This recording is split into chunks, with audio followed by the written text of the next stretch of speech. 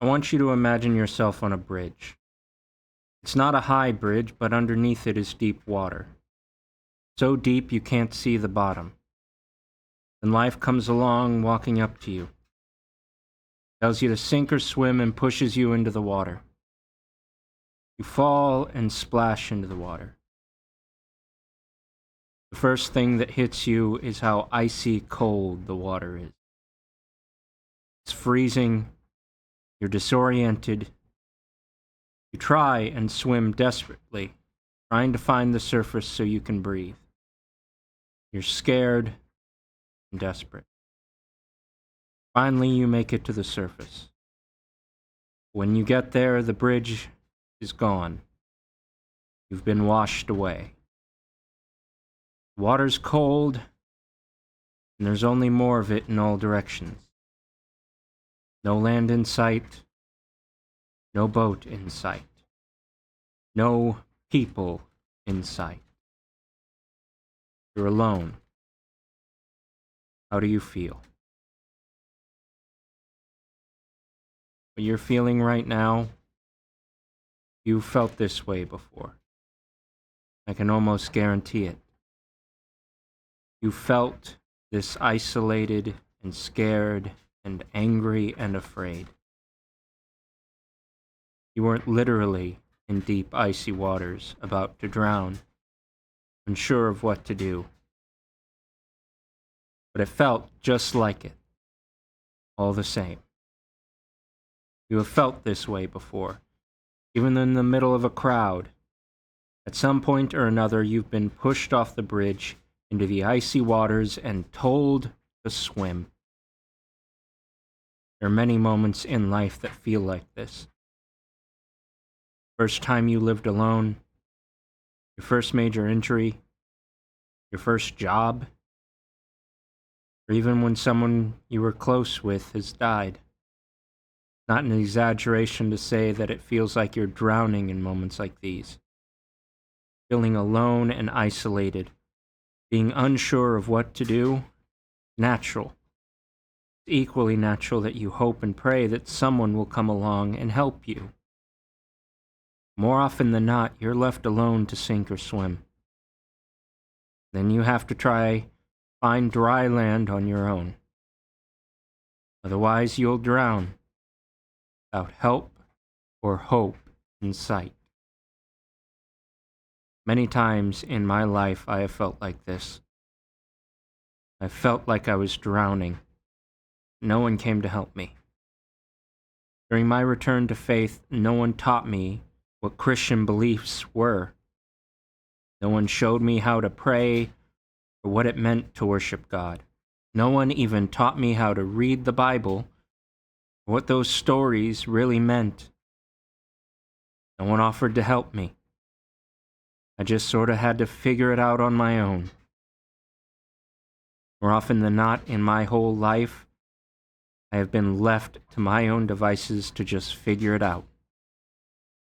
I have asked for help and guidance, but at times I have received little.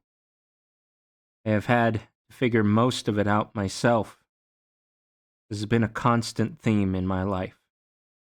So much so that I often stopped asking for help and just tried to figure it out on my own. I've been pushed into the water often, and it's been up to me to learn how to swim and find dry land, or else I'll drown. Even when I asked for help, it has remained the same at times. It's been up to me to figure it out. Perhaps I was asking the wrong people. If that was the case, a lot less people should be feeling like that. However, I'm not the only one who's felt like they're drowning. I'm certain you have as well. Because the unfortunate truth is, this is a universal experience. At one point or another, we will all find ourselves pushed off that bridge and have to just figure it out, often without help or guidance. Perhaps the most tragic thing is the isolation you feel. I've stood in the middle of a crowd of people and felt alone. Because there wasn't anyone to talk to. There wasn't anyone to help me. I was surrounded by people, but no one was there for me. Eventually, you do get used to the feeling of isolation. You're in the water long enough, and it doesn't bother you as much. These feelings hold especially true, though, after having lost someone close to you. You're devastated and feel like you're suffocating. You're surrounded by people, but you can't help but feel alone and isolated. I think the time I felt the greatest amount of isolation was the years following the death of my parents. I would even feel alone in crowds of friends and family. Sad part is, no one shows you how to go on after someone dies. Those around you grieve for a time with you, and then life just goes on. Because it has to. The sensation of drowning doesn't go away. Not on its own. So you're left there wondering what to do. In the middle of the water, just trying to stay afloat. Once again, alone and isolated, trying not to drown. After all this, the question I find myself asking the most: why? Why do things have to be like this? Is all of this truly for the best? Is this the way the world should work? Is there no better way than this? I know it was the same for the disciples. When they were on that boat, they were scared. They thought they were going to die. They felt alone and isolated. They knew no one would be coming to help them in the storm. So even though they weren't alone, they still felt it. Desperation and isolation. Situations are different between us and them. The feelings are the same. The emotions are the same. They had no idea what to do. They tried their best to keep afloat, but it wasn't working. The boat was still sinking. So they turned to the only one they could truly rely on: God. They cried to God for help, and He helped them.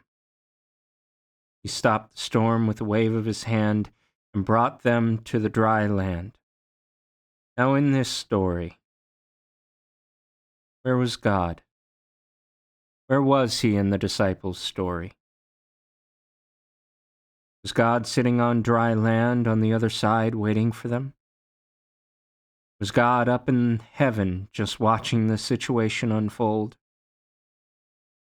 Where was God in this story? Do you see Him? He's sleeping in the boat. God is with them in the boat. God is with us in the water. See, we're never actually alone, never actually isolated. God is always right there beside us, telling us to grab hold of Him and have faith. And He'll keep us afloat. He will lead us to the dry land. He will pluck us up out of the water and set us down on dry land, where we can once again catch our breath. Every time I have found myself drowning, it has been the work of God that has brought me to the dry land, in whatever form He has taken.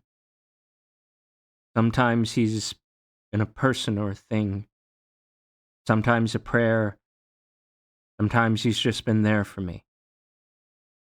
It was God that taught me and guided me when I needed it. It was God who consoled me when my parents died. It was God and His works that saved me when I was drowning.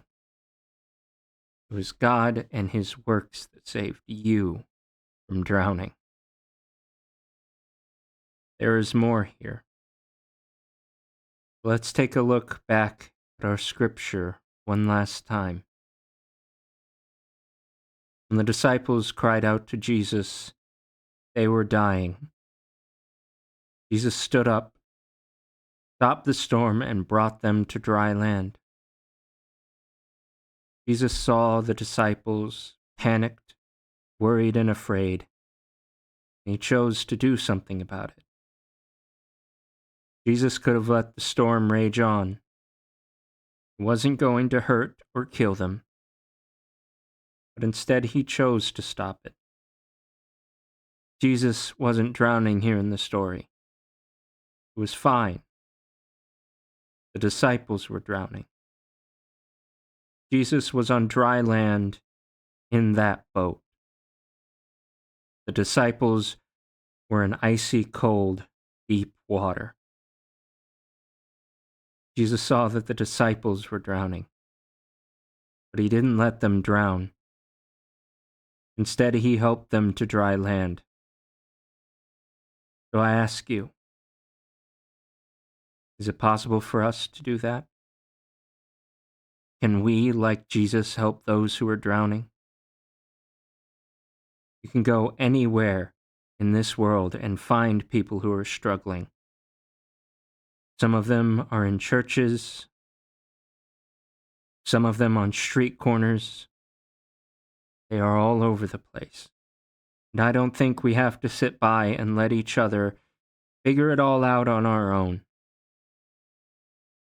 We can help God by being the people he sends. With Jesus' help, we can be his hands and feet. We can help each other find dry land. We can be for others what Jesus was for us and is for us and the disciples. This week, I want you to imagine what it would look like to seek out and find those who are drowning.